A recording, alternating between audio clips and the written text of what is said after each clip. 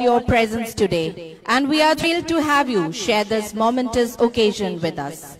We are privileged to have Honorable Chief of BTR, Shri Pramod Boro among us today, and we thank you for taking out time of your busy schedules to extend your support.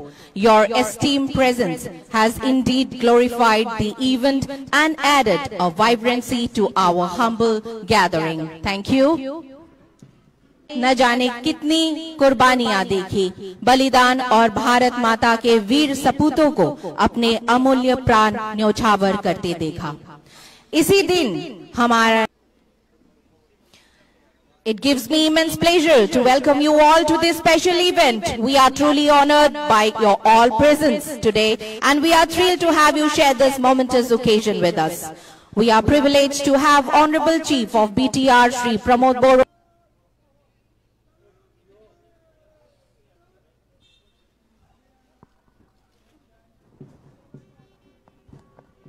খুলুমবাই নমস্কাৰ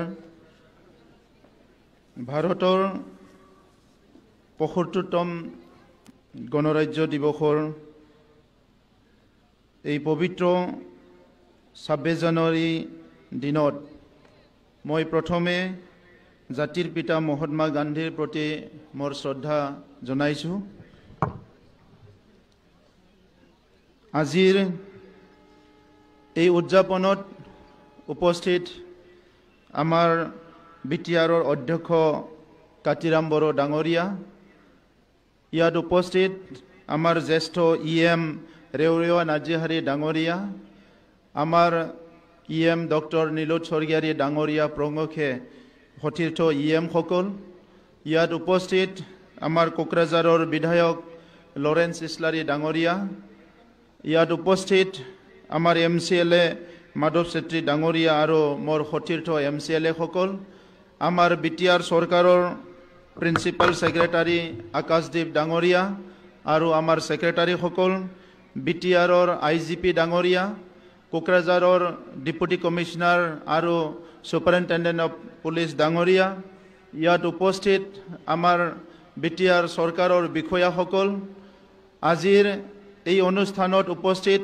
আমন্ত্ৰিত অতিথিসকল, আমাৰ পেৰেডত অংশগ্ৰহণ কৰা অৰ্ধসামৰিক বাহিনী, NCC আৰু বিভিন্ন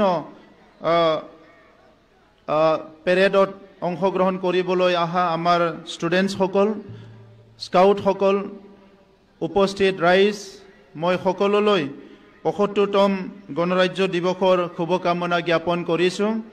আৰু আজি এই উদযাপনৰ দ্বাৰা ভাৰতৰ মহামহিম ৰাষ্ট্ৰপতি ডাঙৰীয়ানীলৈ মই শুভকামনা জ্ঞাপন কৰিছোঁ। ভাৰতৰ প্ৰধানমন্ত্ৰী নৰেন্দ্ৰ মোদী ডাঙৰীয়ালৈ মই শুভকামনা জ্ঞাপন কৰিছোঁ।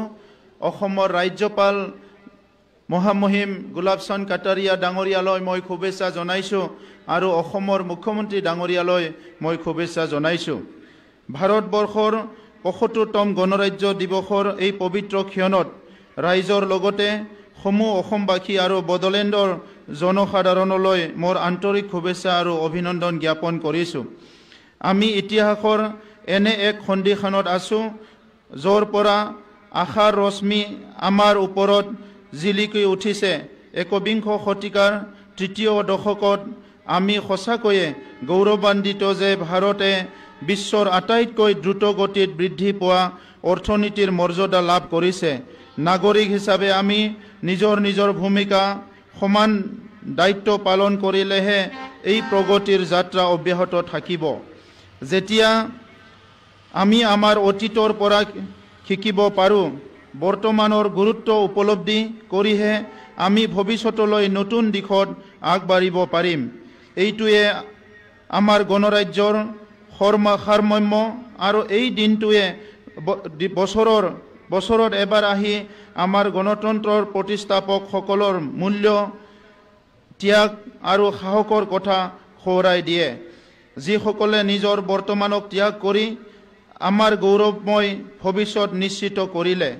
শান্তিৰ নগৰ কোকৰাঝাৰৰ পৰা মই জাতিৰ পিতা মহাত্মা গান্ধী আৰু যিসকল স্বাধীনতা সংগ্ৰামীৰ চৰম ত্যাগৰ ফলত আমাৰ দেশখন স্বাধীনতা অৰ্জন কৰিলে তেওঁলোকৰ প্ৰতি গভীৰ শ্ৰদ্ধাঞ্জলি নিবেদন কৰিছোঁ।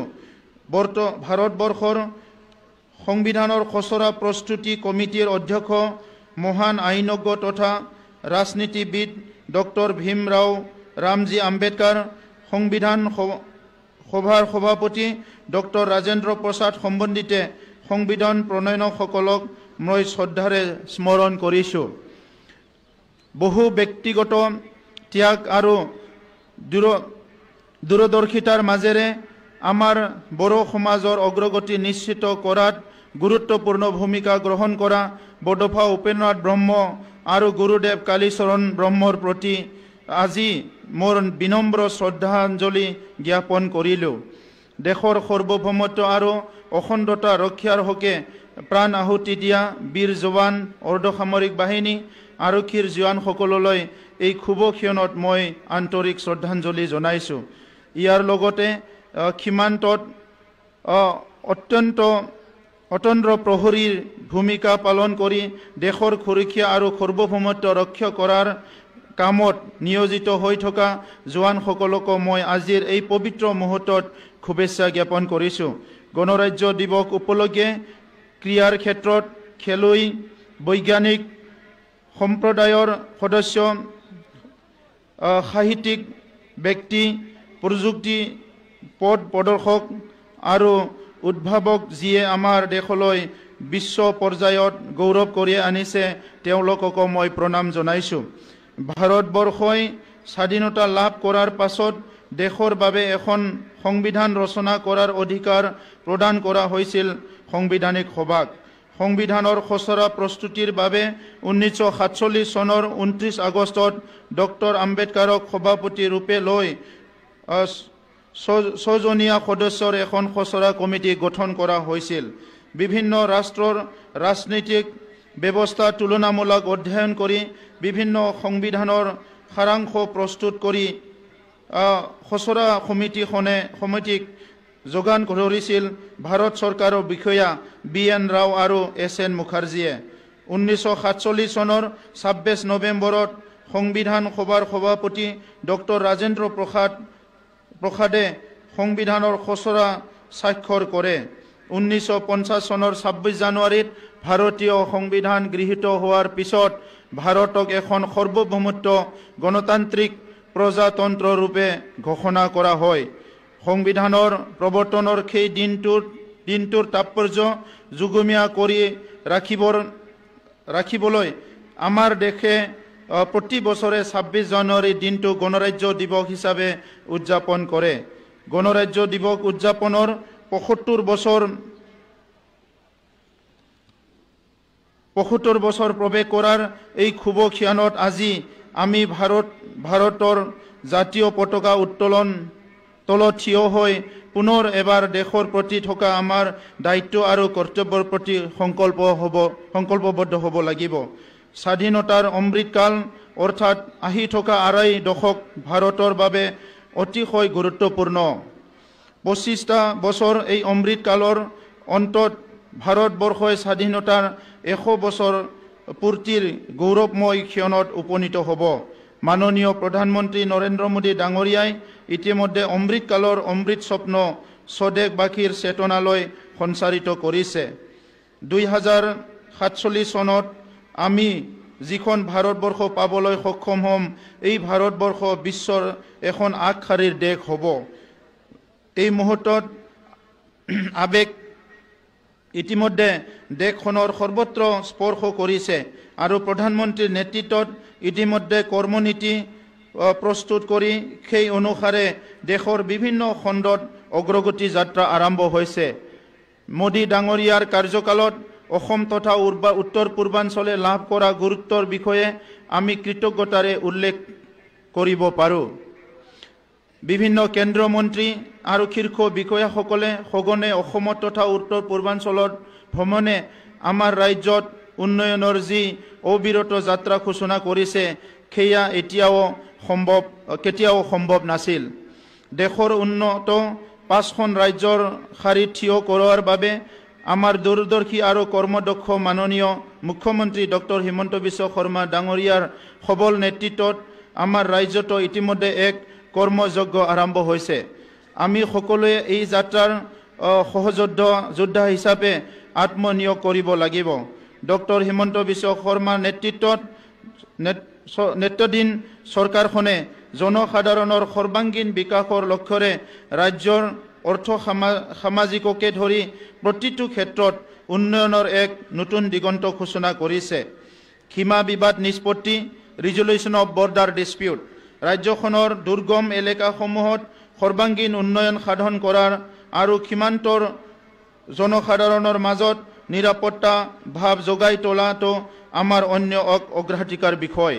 সীমান্ত সুৰক্ষা আৰু উন্নয়ন বিভাগে সকলো আন্তঃৰাজ্যিক আৰু আন্তঃৰাষ্ট্ৰীয় সীমাত জিলাক সঠিক পথ নেটৱৰ্কেৰে সৈতে সংযোগ কৰাৰ ক্ষেত্ৰত সৰ্বোচ্চ অগ্ৰাধিকাৰ প্ৰদান কৰিছে।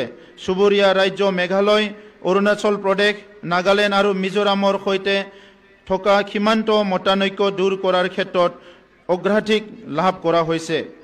আলফা ডিমাছা আদিবাসী চুক্তি আৰু শান্তি প্ৰতিষ্ঠা কৰা ইতিমধ্যে এটা নতুন বাতাবৰণ সৃষ্টি কৰিছে। ঐতিহাসিক চুক্তি স্বাক্ষৰৰ লগে লগে অসমত শান্তিৰ এক নতুন যুগৰ সূচনা হৈছে। 2023 চনৰ 29 ডিচেম্বৰত নতুন দিল্লীত স্বাক্ষৰিত আলফা চুক্তি হ'ল দশক ধৰি চলি থকা বিদ্ৰোহৰ অন্ত পৰাৰ এক সফল প্ৰক্ৰিয়া। একেদৰে 2023 চনৰ 27 এপ্ৰিলত স্বাক্ষৰিত ডিমাছা চুক্তি খিলঞ্জীয়া জনগোষ্ঠীসমূহৰ সুৰক্ষা প্ৰদান, সাংস্কৃতিক ইতিহাস সংৰক্ষণ, অৰ্থনৈতিক উন্নয়নৰ লাভান্বিত কৰাৰ লক্ষ্যৰে ডিমাছা জনগোষ্ঠীৰ এক আকাংক্ষাৰ প্ৰতীক। বিটিআৰ শান্তি চুক্তি 2020ৰ সফলতাৰ পিছত শেহতীয়াকৈ স্বাক্ষৰিত হোৱা আদিবাসী শান্তি চুক্তিয়ে আদিবাসী জনগোষ্ঠীৰ বিশেষকৈ অস্ত্ৰ শস্ত্ৰ ৰাখি মূল সুঁতিত যোগদান কৰা যুৱক যুৱতীসকলৰ অগ্ৰগতি নিশ্চিত কৰিব। বাল্য বিবাহৰ বিৰুদ্ধে পদক্ষেপ। বাল্য বিবাহ মানৱ অধিকাৰৰ গুৰুত্ব উলংঘন। ইয়াৰ বিৰুদ্ধে আমি কঠোৰ ব্যৱস্থা গ্ৰহণ কৰিছোঁ আৰু 8,800ৰো অধিক অভিযুক্তৰ বিৰুদ্ধে 5,347টা গোচৰ ৰুজু কৰিছোঁ। ড্ৰাগছৰ বিৰুদ্ধে কঠোৰ অভিযান। শক্তিশালী বিশেষ টাস্ক ফৰ্চে নিষিদ্ধ ড্ৰাগছ আৰু নিচাজাতীয় সামগ্ৰী জব্দ কৰাত গুৰুত্বপূৰ্ণ ভূমিকা পালন কৰিছে। জাল নোটৰ অবৈধ প্ৰচলন, অবৈধ সোণৰ বেহা, বন্যপ্ৰাণীৰ সৰবৰাহৰ ক্ষেত্ৰত বিশেষকৈ টাস্ক ফৰ্চৰ অভিযান অব্যাহত আছে। অৰুণোদয় আৰু ৰেচন কাৰ্ড ড্ৰাইভ অসমত চলি আছে। মহিলা মহাশক্তিৰ উজ্জীৱিতকৰণ দেশৰ উন্নয়নৰ অন্যতম চালিকা শক্তিৰূপে আমি বিবেচনা কৰিছোঁ। সেয়েহে মহিলাসকলৰ সৰ্বাংগীন অৰ্থ-সামাজিক বিকাশত আমি বিশেষ গুৰুত্ব আৰোপ কৰিছোঁ। আজি আত্মসহায়ক গোটৰ আন্দোলন জন আন্দোলনত ৰূপান্তৰ হৈছে আৰু মহিলাসকলে অৰ্থনৈতিক স্বাৱলম্বিতাৰ স্বাভিমানেৰে জীয়াই থকাৰ লগতে ৰাজ্যৰ অৰ্থনীতিলৈ ইতিবাচক বৰঙণি আগবঢ়াবলৈ সক্ষম হৈছে। এই মাহৰে 16 জানুৱাৰীৰ পৰা কালিলৈকে অৰ্থাৎ 25 জানুৱাৰীলৈকে ৰাজ্যখনত বিভিন্ন সমষ্টিত 10,73,449খন নতুন ৰেচন কাৰ্ড বিতৰণেৰে 42,85,745 গৰাকী হিতাধিকাৰীক উপকৃত কৰা হৈছে। 1 লাখ নিযুক্তিৰ দিশত mission for providing 1 lakh jobs যুৱ শক্তিৰ বিকাশৰ মূল চালিকা শক্তি ৰূপে গঢ়ি তুলিবলৈ কৰা আমাৰ চৰকাৰৰ প্ৰয়াস কথা নতুনকৈ দোহৰাৰ নিশ্চয়কৈ প্ৰয়োজন নাই। প্ৰতিশ্ৰুতি মতে কাম কৰাৰ আদৰ্শ ধৰি ইতিমধ্যে 88,547টা চাকৰি পদবী নিযুক্তি সম্পন্ন কৰা হৈছে। জনজাতি সম্প্ৰদায়ৰ ভূমিপত্ৰ। অসমৰ ভূমিপুত্ৰসকলৰ তেওঁলোকৰ প্ৰাপ্য অধিকাৰ প্ৰদান কৰাৰ নৈতিক দায়িত্বৰ প্ৰতি সদাসস্যে মাননীয় মুখ্যমন্ত্ৰী ডক্টৰ হিমন্ত বিশ্ব শৰ্মা ডাঙৰীয়াই মিছন ভূমিপুত্ৰ আঁচনি গ্ৰহণ কৰিছিল। ভূমিপুত্ৰসকলৰ জাতিগত প্ৰমাণপত্ৰ প্ৰদান প্ৰক্ৰিয়াৰ সৰলীকৰণেৰে তেওঁলোকৰ আবেদন পত্ৰসমূহ ক্ষিপ্ৰতাৰে নিষ্পত্তি কৰি এক অভূতপূৰ্ব অধ্যয়ন ঘোষণা কৰিছে। মিছন ভূমিপুত্ৰৰ অধীনত আজি আমাৰ ভূমিপুত্ৰসকললৈ অনলাইন ব্যৱস্থা কোনো কাৰ্যালয়ত নোযোৱাকৈ নিজৰ ঘৰতে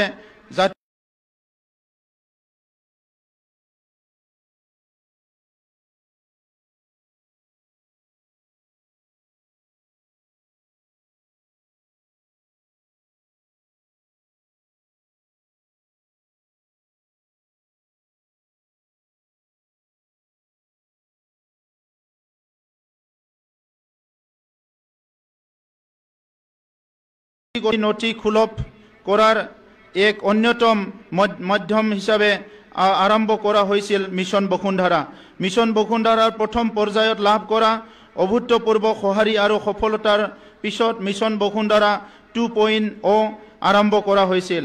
মিছন বসুন্ধৰা 2.0ৰ অধীনত লাভ কৰা 13,39,605খন আবেদনৰ ভিতৰত 2,26,934 গৰাকী আবেদনকাৰীৰ আবেদন নিষ্পত্তি কৰা হৈছে। কৃষি খণ্ড কৃষকসকলৰ উৎপাদিত সামগ্ৰী প্ৰাপ্য মূল্য নিশ্চিত কৰাৰ চৰকাৰে এক অন্যতম দায়বদ্ধতা।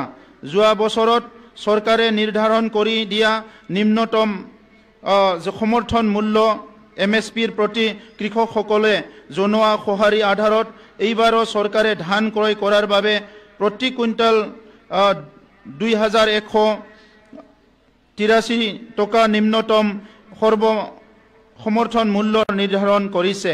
বৰ্তমান ৰাজ্যখনত 179টা ধান ক্ৰয় কেন্দ্ৰ স্থাপন কৰা হৈছে আৰু ইয়াৰ জৰিয়তে 7.4 লাখ মেট্ৰিক টন ধান ক্ৰয় কৰাৰ লক্ষ্য নিৰ্ধাৰণ কৰা হৈছে। এই ব্যৱস্থা মধ্যভোগী বিলুপ্তিকৰণেৰে কৃষকসকলৰ মাজত উৎসাহ বৃদ্ধি কৰিছে। কৃষকৰ প্ৰতিটো ক্ষেত্ৰত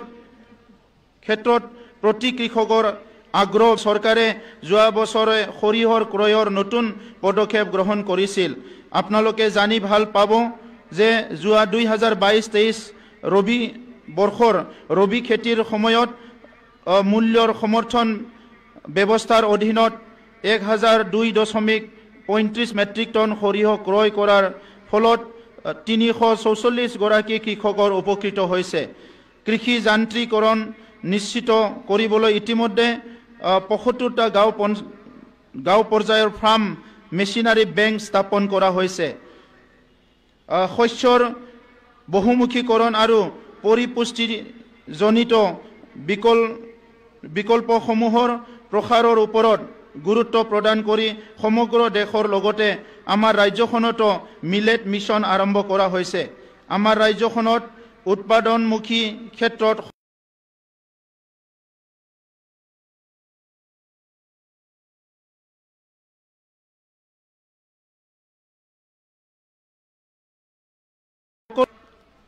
বিপ্লৱৰ জয়যাত্ৰা ইয়াৰ লগতে যুৱ শক্তিক নেতৃত্বৰে উন্নয়ন মুখ্যমন্ত্ৰী আত্মনিৰ্ভৰ অসম অভিযান আৰম্ভ। ক্ৰীড়া সাংস্কৃতিক ইতিমধ্যে খেল মহাৰণ সাংস্কৃতিক মহাসংগ্ৰাম ইয়াৰ লগতে খিলঞ্জীয়া আৰু জনজাতিৰ বিশ্বাস জিফেইট 2023 বৰ্ষৰ 16 জুলাইত 18টা খিলঞ্জীয়া আৰু জনজাতীয় বিশ্বাস আৰু সাংস্কৃতিক অনুষ্ঠান আৰু 73খন খিলঞ্জীয়া আৰু জনজাতীয় বিশ্বাস আৰু সাংস্কৃতিক উপাসনাস্থলীৰ বাবে সাহায্য মজুৰি আগবঢ়োৱা হৈছে। দুলাৰাই বাথৌ গৌতম অল বাথৌ মহাসভাক একেদিনাই সাহায্য মজুৰি আগবঢ়োৱা হয়। অলপতে সমূহীয়া প্ৰেক্ষাগৃহ নিৰ্মাণৰ বাবে ওদালগুৰি জিলাৰ ভৈৰৱকুণ্ডত কালীচৰণ ব্ৰহ্ম সেৱা আশ্ৰম সাহায্য মজুৰি আগবঢ়োৱা হয়। আমি সকলোৱে জানো যে বড়োলেণ্ড চৰকাৰখন 2020 চনত আমি UPPL বিজেপি আৰু GSPৰ চৰকাৰ গঠন কৰাৰ পিছত আমাৰ মূল লক্ষ্য আছিলে শান্তি প্ৰতিষ্ঠা কৰা, নিৰাপত্তা প্ৰদান কৰা আৰু ইয়াৰ লগতে সমন্বয় কৰা। আজি আমি 3টা বছৰৰ পিছত বড়োলেণ্ডত শান্তি প্ৰতিষ্ঠা কৰিবলৈ সক্ষম হৈছো। বড়োলেণ্ডত বসবাস কৰা সকলো জাতি জনগোষ্ঠী ধৰ্মাৱলম্বী লোকে এতিয়া দিনে নিশাই শান্তিৰ এটা বাতাবৰণ সকলো অনুভৱ কৰিছে। আৰু ভাৰতবৰ্ষৰ স্বাধীনতাৰ পিছত বহুখিনি সময় আমাৰ এই অঞ্চলৰ বড়োলেণ্ডৰ লগতে অসম আৰু উত্তৰ পূৰ্বাঞ্চলৰ বহুখিনি অঞ্চলত হিংসাৰ এটা পৰিৱেশ বিৰাজ কৰিছিলে। কিন্তু বড়োলেণ্ড অঞ্চলত আমাৰ যিসকলে বড়োলেণ্ড অঞ্চল শান্তি বিচাৰিছে সেই সংগ্ৰামীসকলৰ লগত ভাৰত চৰকাৰ অসম চৰকাৰ আলোচনা কৰি আজি শান্তি প্ৰতিষ্ঠা কৰিবলৈ সক্ষম হৈছো। আমি সকলোৱে জানো শান্তিহে উন্নতিৰ পথ সুগম কৰে আৰু সেই হিচাপে বড়োলেণ্ড অঞ্চলত আজি শান্তি অহাৰ লগে লগে আমি সকলো আগবাঢ়ি যাবৰ কাৰণে এটা ভাল পৰিৱেশ সকলো পাবলৈ সক্ষম হৈছো। নিৰাপত্তাৰ অভাৱত সকলো জাতি জনগোষ্ঠী সকলো নাগৰিকে বড়োলেণ্ড অঞ্চলৰ প্ৰতি এটা ঋণাত্মক দৃষ্টিভংগী এটা গঢ়ি উঠিছিলে। সকলোৰে চিন্তাধাৰাত সদায়ে এটা শংকা দেখিবলৈ পাইছিলোঁ। কিন্তু আজি এই 3টা বছৰত কোনো ধৰণৰ হিংসাই বড়োলেণ্ড অঞ্চলত নোহোৱাৰ কাৰণে কোনো ধৰণৰ ভাতৃঘাতী সংঘৰ্ষ বিটিআৰ অঞ্চলত নোহোৱাৰ কাৰণে আজি সকলো জাতি জনগোষ্ঠীৰ ৰাইজে এই অঞ্চলত সকলোৱে নিৰাপদ অনুভৱ কৰিছোঁ। এই ক্ষেত্ৰত মই অসম পুলিচ অসমৰ প্ৰশাসন আমাৰ অঞ্চলত বিভিন্ন সময়ত দায়িত্বত থকা ডিপুটি কমিশনাৰসকল SP সকল অৰ্ধ সামৰিক বাহিনী পেৰামিলিটাৰী ফৰ্চছ লগতে যিমানখিনি আমাৰ সামৰিক বাহিনী আছে তেখেতসকলক ধন্যবাদ জনাওঁ। আজি বিটিআৰ অঞ্চলত নিৰাপত্তা গঢ়ি তোলাত এই অঞ্চলৰ সকলো জাতি জনগোষ্ঠী ইয়াৰ বুদ্ধিজীৱী ছাত্ৰ সংগঠন সামাজিক সংগঠন সকলোৱে যি সহযোগ কৰিলে ইয়াৰ কাৰণে মই তেখেতসকলক ধন্যবাদ জনাইছোঁ। ভাৰতৰ শক্তি হ'ল ইণ্টিগ্ৰিটি। ইয়াৰ কাৰণে আমি কওঁ ইউনিটি ইন ডাইভাৰ্চিটি। হয় আমাৰ ডাইভাৰ্চিটি আছে, আমাৰ বেলেগ বেলেগ ভাষা আছে, বেলেগ বেলেগ সংস্কৃতি আছে, কিন্তু ইয়াৰ মাজতো আমাৰ ঐক্যতাই আমাৰ শক্তি। আজি বিটিআৰ অঞ্চলত যি এটা ঐক্যতা যি এটা ইণ্টিগ্ৰিটি হেৰাই গৈছিলে আমাৰ চৰকাৰৰ সময়ত পুনৰ এই ইণ্টিগ্ৰিটি ঐক্যতা আজি পুনৰ আমাৰ মাজত আমি সৃষ্টি কৰিবলৈ আজি সম্ভৱ হৈছে, আমি সফল হৈছোঁ। এই কাৰণে আজিৰ যিটো ইণ্টিগ্ৰিটি ভাৰতবৰ্ষৰ ঐক্যতা অসমৰ ঐক্যতা আৰু বিটিআৰ অঞ্চলত বসবাস কৰা সকলো জাতি জনগোষ্ঠীৰ মাজত ঐক্যতা এইটো সদায় আমি ৰাখিব লাগিব। মই আপোনালোকক অনুৰোধ কৰিছোঁ আজি ৭৫তম গণৰাজ্য দিৱস উদযাপন কৰাৰ লগতে দেশৰ নাগৰিক হিচাপে প্ৰত্যেকজনৰে দায়িত্ব আমাৰ লগত বসবাস কৰা একেলগে যিসকলে বসবাস কৰি আছে এটা জাতিয়ে আনটো জাতিৰ প্ৰতি মৰম, এটা জনগোষ্ঠী আনটো জনগোষ্ঠীৰ প্ৰতি সন্মান, সেই জনগোষ্ঠীৰ ভাষাৰ প্ৰতি সন্মান, সেই জনগোষ্ঠীৰ সংস্কৃতিৰ প্ৰতি সন্মান, সেই জনগোষ্ঠীৰ ধৰ্মৰ প্ৰতি সন্মান আমি এজনে আনজনক দিব লাগিব। তেতিয়াহে আমাৰ অঞ্চলটো সদায় শান্তিৰ অঞ্চল আৰু নিৰাপত্তাৰ অঞ্চল হৈ থাকিব। গণতান্ত্ৰিক দেশ হিচাপে আজি আমি গণৰাজ্য দিৱস উদযাপন কৰিছোঁ। ভাৰতক মাদাৰ অফ ডেমক্ৰেসি বুলি বিশ্বৰ মানুহে আজি স্বীকৃতি দিছে। আমি মাদাৰ অফ ডেমক্ৰেসি যিটো নেকি আমি গণতন্ত্ৰৰ মাতৃ এই দেশৰ নাগৰিক হিচাপে আমাৰ অঞ্চলতো গণতন্ত্ৰ সদায় অটুট থাকিব লাগিব আৰু এইটো শক্তিশালী হ'ব লাগিব। এটা সময়ত বিটিআৰ অঞ্চলত মানুহৰ বাক স্বাধীনতা নোহোৱা হৈছিলে, এটা সময়ত বিটিআৰ অঞ্চলত মানুহে ভয়কে থাকিব লগা হৈছিলে, কিন্তু আজি আমাৰ চৰকাৰ অহাৰ পিছত ইয়াত ডেমক্ৰেসিটো ষ্ট্ৰেংথেন কৰা হৈছে। এই ডেমক্ৰেসি অকল অফিচ অকল উচ্চ স্তৰত থাকিলে নহ'ব, প্ৰত্যেকখন গাঁও প্ৰত্যেকটা পৰিয়াল প্ৰত্যেকটা VCDC প্ৰত্যেকটা পঞ্চায়তত এই গণতন্ত্ৰ এই ডেমক্ৰেসি আমাৰ ৰাইজৰ মাজত থাকিব লাগিব। এই ক্ষেত্ৰত আপোনালোকক মই অনুৰোধ কৰিছোঁ, আমাৰ শ্বহীদসকলে বলিদান দি ভাৰতখন স্বাধীন কৰি থৈ গ'ল। আমাৰ ডক্টৰ ভীমৰাও আম্বেদকাৰ ইয়াৰ সংবিধান ৰচনা কৰি থৈ গ'ল। এই সংবিধান আৰু বিশ্বই আজি স্বীকৃতি দিছে। গতিকে আমি প্ৰত্যেকজনে আজি আমাৰ ট্ৰাইকালাৰ জাতীয় পতাকাৰ তলত পুনৰ সংকল্পবদ্ধ হ'ব লাগিব যে আমাৰ দেশখন আমি গণতান্ত্ৰিক দেশ হিচাপে সদায় শক্তিশালী কৰি ৰাখিম, প্ৰত্যেকজন নাগৰিকক আমি গণতান্ত্ৰিক অধিকাৰ প্ৰদান কৰিম। আজিৰ এই সময়ত বিটিআৰ চৰকাৰখনে এটা শান্তিপূৰ্ণ স্মাৰ্ট আৰু সেউজ বিটিআৰ গঠন কৰাৰ কথা আমি চিন্তা কৰিছিলোঁ।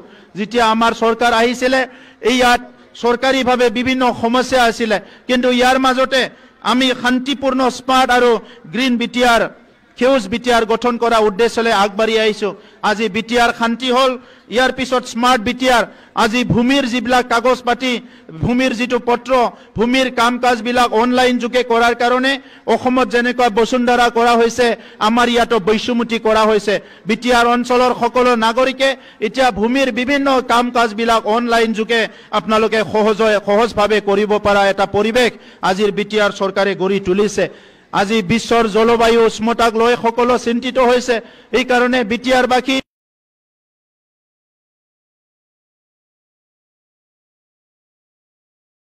সেউজ আছে গছ গছনি আছে তথাপিতো আজি আমাৰ আহি থকা প্ৰজন্মৰ কাৰণে এই জলবায়ু এই এনভাইৰনমেন্টটো ঠিক কৰি ৰাখাৰ কাৰণে আমি সেউজ এটা মিছন এটা আৰম্ভ কৰিছো ইয়াৰ কাৰণে বিটিআৰৰ যি আমাৰ এছঅপিডিৰ বাজেট ইয়াৰ 2% বাজেট আমি ঠিক কৰিছো যাতে আমাৰ অঞ্চলটো সেউজীয়া কৰিব ৰাখিব পাৰে এই সেউজীয়া কৰি ৰাখাৰ উদ্দেশ্যৰে আমাৰ অঞ্চলত প্লাষ্টিকটো বেন কৰাৰ কাৰণে প্লাষ্টিকটো বন্ধ কৰাৰ কাৰণে ইয়াৰ কিছুমান অল্টাৰনেটিভ কাম কৰাৰ কাৰণে আমি চিন্তা চৰ্চা কৰিছো যেটো গ্ৰাউন্ড ওয়াটাৰ ভূমিৰ পৰা আমি পানী ব্যৱহাৰ কৰো এটো লাহে লাহেকে বন্ধ কৰাৰ কাৰণে আমি কিছুমান আঁচনি যুগুত কৰিছো আপোনালোকে সকলোৱে জানে যে আমাৰ প্ৰধানমন্ত্ৰী নৰেন্দ্ৰ মোদী ডাঙৰীয়াই সবকা সাথ সবকা বিকাশ আৰু সবকা প্ৰয়াস নীতিৰে ৰাষ্ট্ৰীয় শাসন কাৰ্যসূচীৰ প্ৰতি দায়বদ্ধতা অনুসৰণ কৰি কাম কৰিবলৈ আমি নিষ্ঠাৰে প্ৰচেষ্টা কৰি আছো তেখেতৰ এই চিন্তা সবকে সাথ সবকে বিকাশ আমাৰ অঞ্চলতো যাতে সবে অনুভৱ কৰে ইয়াৰ কাৰণে আমি কাম কৰিবলৈ ইতিমধ্যে আৰম্ভ কৰিছো শিশুসকলৰ অধিকাৰৰ কথা আমি সদায় কথা পাতো আমাৰ অঞ্চলৰ পৰাও কেতিয়াবা চাইল্ড ট্ৰাফিকিং হয় শিশুসকলক লেবাৰ হিচাপে ব্যৱহাৰ কৰে ইয়াৰ পৰা বড়োলেণ্ড অঞ্চল এই এটা আমাৰ সময়ৰ এটা বিয়াত এই এটা বেয়া চিন্তাৰ পৰা সমাজখন উদ্ধাৰ কৰাৰ কাৰণে বিটিআৰ চৰকাৰে যোৱা এছেম্বলি সেশনত আমি এটা সিদ্ধান্ত লৈছো বাল্য যেটো আমাৰ শ্ৰমিক আৰু বাল্য বিবাহ তেনেকুৱা কামবিলাক তেনেকুৱা কাৰ্যবিলাক বন্ধ কৰি আৰু লগতে চাইল্ড ট্ৰাফিকিংটো বন্ধ কৰাৰ কাৰণে আমাৰ বিটিআৰ চৰকাৰে কাম কৰিব কাৰণে আমাৰ বাজেটৰ 1% 1% আমি এইটো ইতিমধ্যে কাট কৰা হৈছে যাতে এই মিছনত আমি ব্যৱহাৰ কৰিব পাৰো আমি সকলো জানো সামগ্ৰিকভাৱে বিভিন্ন পৰম্পৰাগত কাম কাজ যেনে আমাৰ অঞ্চলত সবে কৰিবলৈ পাৰে হাতৰ তাঁতশাল খেতি পশুপালন উদ্যান শস্য পৰিৱেশ পৰ্যটন বা ভেকুৰ মৌ পালন বিভিন্ন কামবিলাক আমাৰ সবে কৰি আছে এইবিলাক আৰু শক্তিশালী ৰূপত আৰু বেছিকৈ কৰাৰ কাৰণে বিটিআৰ চৰকাৰে বিভিন্ন ফ্লেগশিপ প্ৰগ্ৰাম ইতিমধ্যে আৰম্ভ কৰিছে আমাৰ চৰকাৰত প্ৰায় 20টা ফ্লেগশিপ প্ৰগ্ৰাম ইতিমধ্যে আমি আৰম্ভ কৰিছো যাতে বিটিআৰ অঞ্চলত বসবাস কৰা সকলো ৰাইজৰ উন্নয়নটো আমি অলপ ক্ষিপ্ৰতাৰে আগবাঢ়ি লৈ যাব পাৰো আৰু ভাৰতবৰ্ষ অসমৰ অইন অঞ্চলৰ নিচিনা আমাৰ অঞ্চলটো আগবঢ়াই লৈ যাব পাৰো বিটিআৰ অঞ্চলটো চিৰদিনে শান্তি কৰি ৰাখাৰ কাৰণে বিটিআৰ হেপিনেছ মিছন আমি আৰম্ভ কৰিছো ইতিমধ্যে সৰকাৰখন স্মাৰ্ট সৰকাৰ কৰাৰ কাৰণে আমাৰ অফিস আৰম্ভ হৈছে সকলো ডিপাৰ্টমেন্টৰ কাম কাজ চোৱা চিতা কৰাৰ কাৰণে সিএম ড্যাশবোৰ্ড আৰম্ভ কৰা হৈছে বড়োলেণ্ড অঞ্চলৰ ৰাইজে বিভিন্ন সমস্যাৰ জড়িত এটা অঞ্চল হিচাপে বহুতখিনি দেশ বিদেশ পৃথিৱীত যিখিনি উন্নয়ন হৈছে ইয়াৰ পৰা বঞ্চিত হৈ আছিল সেই কাৰণে আমি 2023 চনত এটা নলেজ ডিক্লাৰেশ্যন বড়োলেণ্ড জ্ঞান ঘোষণা আৰম্ভ কৰিছো এই নলেজ ডিক্লাৰেশ্যনৰ দ্বাৰা আমাৰ অঞ্চলত প্ৰত্যেকখন স্কুল কলেজ মহাবিদ্যালয় বিশ্ববিদ্যালয় ইয়াত যাতে গুণগত শিক্ষা সম্ভৱ হয় আৰু তাত পঢ়ি থকা ছাত্ৰ ছাত্ৰীয়ে গুণগত শিক্ষাৰ লগতে নিজৰ জীৱিকাৰ কাৰণে বহুতখিনি কাম তেখেতসকলে শিকিব পাৰে জানিব পাৰে ইয়াৰ কাৰণে ইয়াৰ লগত জড়িত কৰি এতিয়া বড়োলেণ্ডৰ প্ৰত্যেকখন বিদ্যালয়ত আমি কাউন্সেলিং প্ৰগ্ৰাম আৰম্ভ কৰিছো বড়ো শান্তি চুক্তি 2020ৰ সৈতে জড়িত ৰাজনৈতিক আইনগত আৰু অন্য দফাৰ প্ৰায় 80% ৰূপায়ণ কৰা হৈছে কিছুমান দফা পূৰণ কৰিবলগীয়া আছে যাৰ বাবে সংসদীয় সন্মতিৰ প্ৰয়োজন আছে আৰু হিতুৰ কাৰণে আমি ইতিমধ্যে কাৰ্বি আংলঙৰ বড়োসকলৰ এছটি হিল ষ্টেটাছ আৰু আৰ্টিকেল 280 এমেণ্ডমেণ্টৰ কাৰণে ভাৰত চৰকাৰৰ লগত আলোচনা কৰি থকা হৈছে বিটিআৰ চৰকাৰখনে ইতিমধ্যে আপোনালোকে জানে যে বিভিন্ন আঁচনি ৰূপায়ণ কৰাৰ লগতে আমাৰ বিটিআৰ চুক্তি ৰূপায়ণৰ কাৰণে আমি গুৰুত্ব আৰোপ কৰিছো আমাৰ প্ৰাক্তন এনডিবিৰ যিসকল সদস্য আছিল 4,203 জন ইতিমধ্যে 4 লাখকৈ অনুদান পাবলৈ সক্ষম হৈছে। আমাৰ 263টা যিটো কেডাৰৰ কেছ আছিলে এই কেছটো উইথড্ৰ কৰা হৈছে। যিবিলাক হাইনিয়াছ ক্ৰাইম ইয়াৰ ওপৰতো বিবেচনা কৰি থকা হৈছে। ইতিমধ্যে 592 জন এক্স গ্ৰেচিয়া কমপ্লিট হ'বলৈ গৈ আছে। অহাকালি 200 জন আমাৰ যিটো মাৰ্টিয়াৰ ফেমিলি তেখেতসকলক এক্স গ্ৰেচিয়া দিয়া হ'ব। বিগত 3টা বছৰত বিটিআৰৰ মাতৃ আৰু শিশুৰ মৃত্যুৰ হাৰ লক্ষণীয়ভাৱে হ্ৰাস পাইছে। বিটিআৰৰ মাতৃৰ মৃত্যুৰ হাৰ MMR 106লৈ হ্ৰাস পাইছে আৰু বিটিআৰৰ শিশুৰ মৃত্যুৰ হাৰ 25 জনলৈ হ্ৰাস পাইছে। আৰু এই যি মাতৃ আৰু শিশুৰ মৃত্যু এইটো সম্পূৰ্ণভাৱে বন্ধ কৰিবলৈ আই অনচাই বিধানখি আমি আৰম্ভ কৰিছোঁ, যাৰ দ্বাৰা এজন মাতৃয়ে শিশু জন্ম পোৱাৰ আগত 6 মাহ আৰু শিশু জন্ম পোৱাৰ পিছত 4 মাহ 1,000কৈ টকা 1,000কৈ অনুদান পাবলৈ সক্ষম হ'ব। অঞ্চলটোৰ কৰ্কট ৰোগী আৰু তেওঁলোকৰ পৰিয়ালৰ অত্যাৱশ্যকীয় সহায় প্ৰদান কৰাৰ বাবে বিটিআৰত বড়োলেণ্ড কেঞ্চাৰ কেয়াৰ ট্ৰাষ্ট আমি আৰম্ভ কৰিছোঁ। ইতিমধ্যে আপোনালোকে জানে যে কোকৰাঝাৰ চিকিৎসা মহাবিদ্যালয় ইতিমধ্যে চিকিৎসা আৰম্ভ হৈছে।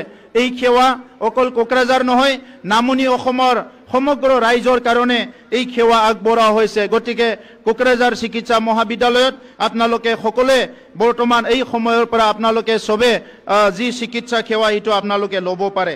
তামোলপুৰতো ইতিমধ্যে চিকিৎসা মহাবিদ্যালয় নিৰ্মাণ কাম দ্ৰুত গতিত আগবাঢ়ি আছে। সেইকাৰণে বিটিআৰ অঞ্চলত আহি থকা সময়ত যিবিলাক আমাৰ বেমাৰ আজাৰ হৈ এই বিভিন্ন সমস্যাৰ পৰা আমি পৰিত্ৰাণ পাবলৈ আমি গৈ আছোঁ। এই চিকিৎসা সেৱা আৰু দ্ৰুত গতিত আমি ৰাইজৰ ওচৰত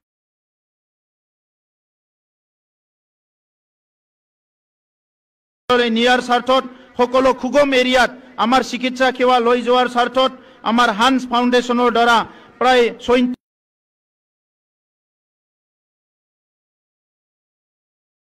30খন MMU মোবাইল মেডিকেল ইউনিট ইতিমধ্যে চলাই থকা হৈছে আৰু তেখেতসকলে যোৱা কেইদিনমানৰ ভিতৰত প্ৰায় 720খন গাঁৱত সেৱা আগবঢ়াইছে।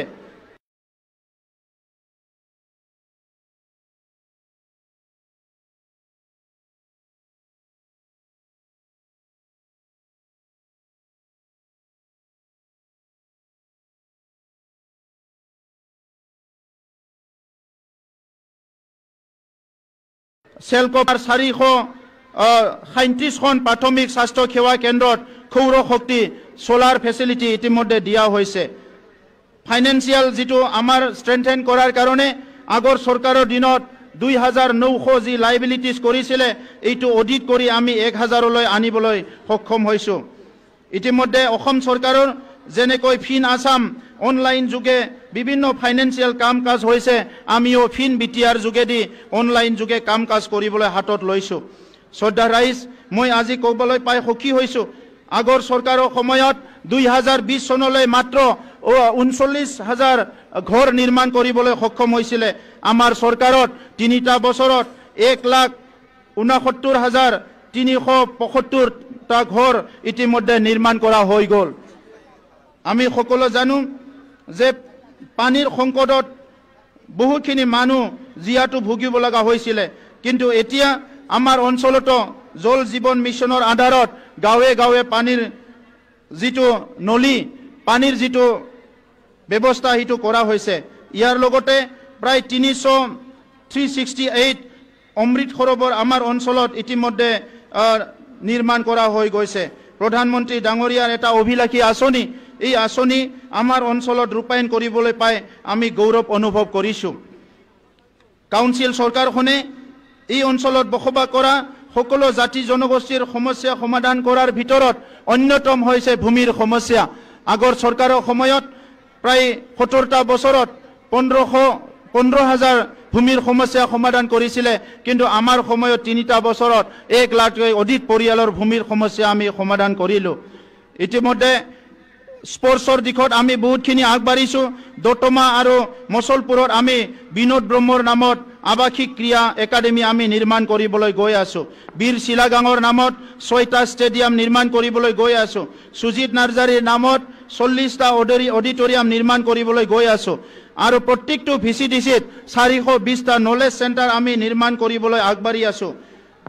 আপোনালোকে সকলোৱে জানে যে খেতিয়কসকলক অগ্ৰাধিকাৰ দি আমাৰ চৰকাৰখনে কাম কৰি আছে। এই খেতিয়কসকলৰ উন্নয়নৰ কাৰণে নতুন নতুন বহুত আঁচনি বিটিআৰ চৰকাৰখনে ৰূপায়ণ কৰিবলৈ গৈ আছে। 46 বছৰৰ পৰা চলি থকা ধনশিৰি জলসিঞ্চন প্ৰকল্প অৱশেষত সম্পূৰ্ণ হৈছে। 75-75টা গাঁও আৰু 32,000 ফেমিলি সাঙৰি এই অঞ্চলত ৰাইজে পানী সেৱাৰ পৰা উপকৃত হ'ব। হৰিণাগুৰিত আমাৰ ইতিমধ্যে EMCL কোৱাৰ্টাৰ নাছিলে, হৰিণাগুৰিত ইতিমধ্যে EMCL কোৱাৰ্টাৰ নিৰ্মাণ কৰা হৈ গ'ল। লাইভলিহুড মিছনৰ দ্বাৰা আমাৰ বহুতখিনি আঁচনি গৌ পালনৰ কাৰণে, হাঁহ কুকুৰা পালনৰ কাৰণে, গছ ৰোপণৰ কাৰণে বিভিন্ন আঁচনি ইতিমধ্যে বিটিআৰ চৰকাৰখনে হাতত লৈছে। এই ক্ষেত্ৰত আপোনালোক